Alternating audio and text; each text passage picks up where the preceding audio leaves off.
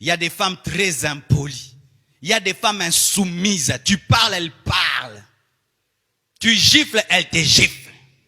Oh, mes frères, vous ne savez pas? Tu la chasses, elle ne part pas.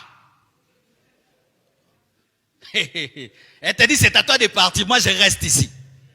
Oh, tu ne sais pas ça. Tu appelles ta famille, elle insulte toute ta famille. Et puis elle tape ta maman. Vous en connaissez pas? Oh, elle est jolie, elle est belle. Oui, elle est jolie, elle est belle. Est-ce que tu as testé son éducation? Elle te manque déjà du respect dans le fiançailles.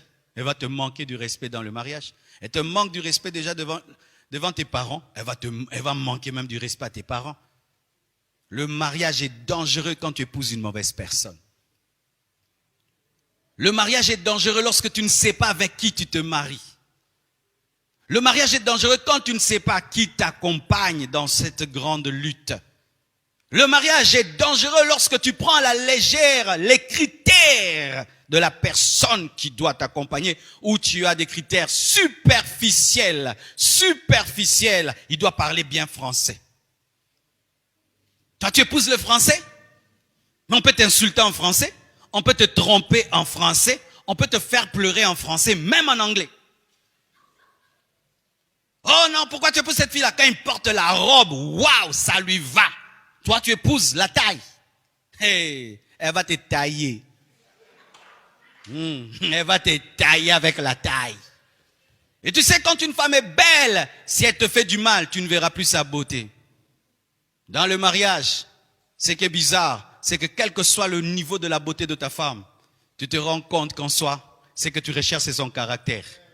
Ah oui, vous les frères là, quand vous voyez des belles silhouettes là, vous tremblez, vous voulez vous évanouir. Calmez-vous. Du calme.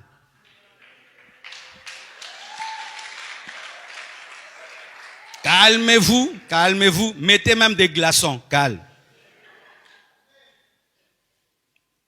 Car si tu mets de côté le caractère, parce qu'elle est belle, tu souffriras. Adam a dit, voici l'os de mes os et puis la chair de ma chair. Il n'a pas dit la chair de ma chair et l'os de mes os. Pourquoi? L'intérieur vient avant l'extérieur. C'est l'os d'abord, ce qui ne se voit pas, qui vient avant ce qui se voit. Mais lorsque tu fondes ton choix sur ce qui se voit, pour annuler ce qui ne se voit pas, tu as épousé des muscles, mais tu n'as pas épousé un squelette. Alors que c'est le squelette qui permet aux muscles de tenir, c'est le caractère qui donne la valeur à la beauté. Lorsqu'il n'y a pas de muscles, même si la chair est belle, elle n'a pas de forme. C'est l'ossature, le squelette qui donne la forme, et c'est le caractère qui permet de considérer la beauté. Mais si toi tu ne considères que la beauté, tu ne regardes pas le caractère, tu pleureras dans ta langue maternelle. Écoutez ceci, mes frères et sœurs. Regardez Akab. Pourquoi Akab est mort? Parce qu'il avait fait un mauvais choix. Il a épousé qui? Jézabel. Jézabel a amené la mort d'Akab. Jézabel a amené la chute d'Akab. Regardez encore Salomon. Pourquoi Salomon a dévié? À cause des femmes qu'il avait épousées. C'est le mariage qui a détruit la vie de Salomon. C'est le mariage qui a détruit la vie d'Akab. Donc un mariage peut détruire ta vie. Un mariage peut détruire ton ministère. Un mariage peut détruire ton commerce. Il peut détruire tes études. Il peut détruire tes rêves et tes visions. Tu peux épouser une femme qui ne fait que te décourager. Tu épouses un homme qui ne fait que te décourager. Tu peux épouser un homme qui détruit ton ministère. Combien de femmes dans cette nation, ayant eu une forte onction, un puissant appel aujourd'hui, ne savent plus servir Dieu à cause de leur époux? Ce n'est pas Satan qui a détruit leur vie, c'est un homme. C'est un homme. Alors vous devez savoir que l'homme à qui vous disiez oui, la femme à laquelle vous disiez oui, a la capacité d'être la porte de Dieu ou la porte de Satan dans vos vies. Vous devez le savoir. Ne pas le savoir, c'est être ignorant et prendre le mariage à la légère.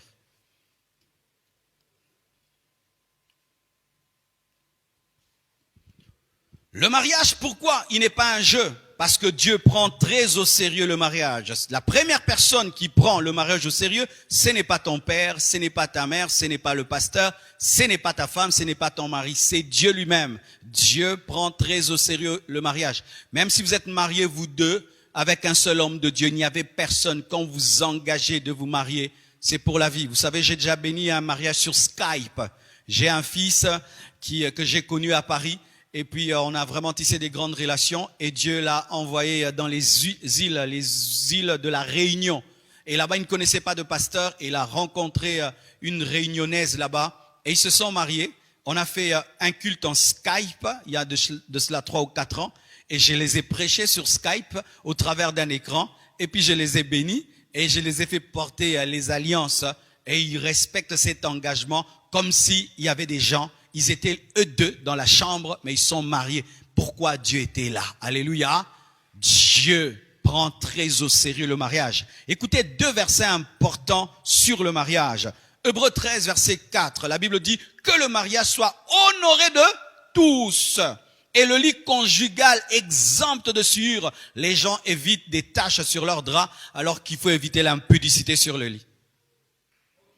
Des gens balayent leur chambre, mais ils entrent dans leur chambre avec l'adultère. Ils trompent sa femme et puis viennent dormir sur le lit conjugal, mais ils épousettent pour éviter le coronavirus. Vous n'évitez pas l'adultère. Des adultères qui évitent le Covid, la Covid. Vous évitez le corona et vous portez des masques. Portez aussi des masques contre l'adultère et l'impudicité.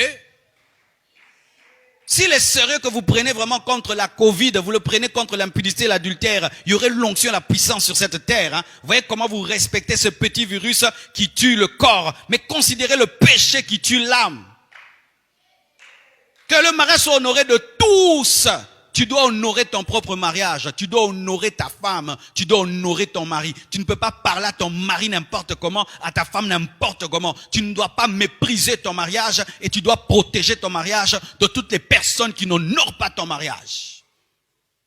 Tu n'honores pas mon mariage, tu vas me trouver sur ton chemin. Qui que tu sois, parce que la Bible dit honorer de tous. Ton père doit honorer ton mariage, ta mère doit honorer ton mariage, ton pasteur doit honorer ton mariage. Dans cette église, lorsque seulement une jeune sœur est mariée, il y a une autre manière de la traiter. Nous devons respecter que maintenant, cette jeune sœur est mariée.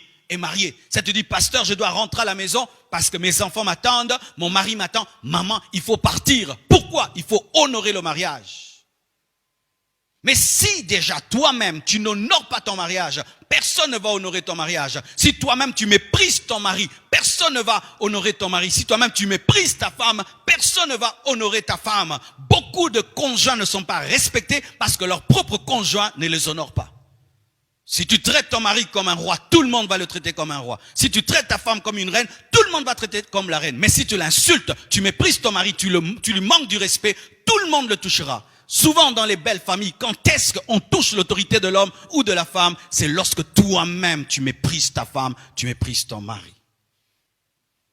La Bible dit car Dieu jugera les impudiques et les adultères. Lorsque tu es adultère et impudique, Dieu te jugera. Même si ta femme t'a pas attrapé, même si ton mari t'a pas attrapé, tu seras jugé. Les adultères iront en enfer, les impudiques iront en enfer. Et en ce temps de la fin, il faut le dire. Mon frère, toi tu es champion quand tu trompes ta femme, tu es champion quand tu trompes ton mari. Personne ne t'attrape, tu es sans trace, sans trace. Tu laisses toujours des traces devant Dieu. Dieu jugera les adultères, Dieu jugera les impudiques. Même si la loi, aujourd'hui, on est plus dur avec l'adultère, on est plus dur avec l'impudicité. Il y a même des femmes qui comprennent l'adultère de leur mari. Tu peux me tromper, mais il faut me respecter. Tu peux me tromper, mais tu dois dormir à la maison. Tu peux me tromper, mais dans les fêtes, nous deux, des bêtises. Ça c'est quoi, maman? Maman? C'est quoi que vous permettez maintenant?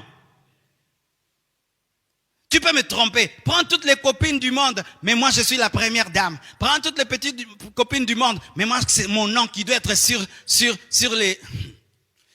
les documents des parcelles. Vous aimez tellement les maisons, les parcelles, et vous aurez le sida. Tu laisses ton mari vivre dans l'impudicité, dans l'adultère, pourvu seulement que ton nom soit sur les documents. Dieu dit qu'il jugera les adultères et les impudiques. Malachie 2, verset 16, la Bible dit, car je hais la répudiation. Dieu a de la haine pour le divorce. Dieu a la haine pour le divorce. Même si aujourd'hui le divorce est devenu un jeu, même dans les églises, les gens divorcent. Des chrétiens qui divorcent, des serviteurs de Dieu qui divorcent. Et on rigole. J'ai divorcé, je suis sorti de cette prison. Maintenant, je refais ma vie. Dieu a de la haine pour la répudiation. Le divorce, c'est un échec. Le divorce, c'est un échec. Et échouer dans le mariage, c'est déjà échouer la moitié de sa vie. Divorcer, c'est déjà rater le 50% de ta vie. Même si tu continues à avoir de l'argent, tu continues à avoir le succès, tu as raté 50%. Dieu a la haine du divorce, dit l'Éternel, le Dieu d'Israël. Et celui qui couvre de violence son vêtement, dit l'Éternel des armées. Dieu a la haine. Lorsque tu penseras un jour divorcer, vois le visage de Dieu en colère. Lorsqu'un jour une pensée de divorce viendra en toi, vois Dieu. Il n'est pas dans la joie. Il n'est pas en train de te délivrer d'un mauvais mari, d'une mauvaise femme. Il est en colère. Pourquoi? Tu lui avais fait un vœu. Il t'avait pas obligé d'épouser cette femme. Il t'avait pas obligé d'épouser cet homme. C'est toi-même qui l'a amené. Et puis demain, Seigneur, je n'en veux plus. Dieu ne t'a pas obligé. Personne ne t'a amené ici, devant, lié, ligoté, enchaîné. Et qu'est-ce qui arrive? Vous vous engagez librement tout seul. Et lorsque vous voulez divorcer, les serviteurs de Dieu s'opposent à vous. Nous devenons vos ennemis. C'est toi qui nous as présenté cette femme. Et maintenant, nous nous opposons à ton divorce. Tu es en colère contre nous. Aujourd'hui, des divorcés qui culpabilisent les gens qui les ramènent sur le chemin, voulant même qu'on change la parole de Dieu. Tu ne peux divorcer que pour raison d'adultère. Et si tu es incapable de pardonner, mais tu peux pardonner. Et les femmes d'ailleurs pardonnent l'adultère et nous devons acclamer pour elles. Tu ne peux divorcer que si ta vie est en danger. L'autre veut te tuer, pas en pensée. Il y a vraiment des preuves qui veut t'éliminer. Là, tu en sors pour sauver ta vie. Tu ne peux divorcer que si l'autre ne supporte pas ta foi. Il te quitte et il se marie. Et tu es libre, dit la parole de Dieu. Mais dire que non, je ne le sens plus, depuis que je l'ai épousé, ma vie ne va plus bien, depuis que je l'ai épousé, tout est bloqué, son caractère, son comportement, ma famille ne l'aime pas, tout. Non, tu restes avec ta femme, tu restes avec ton mari.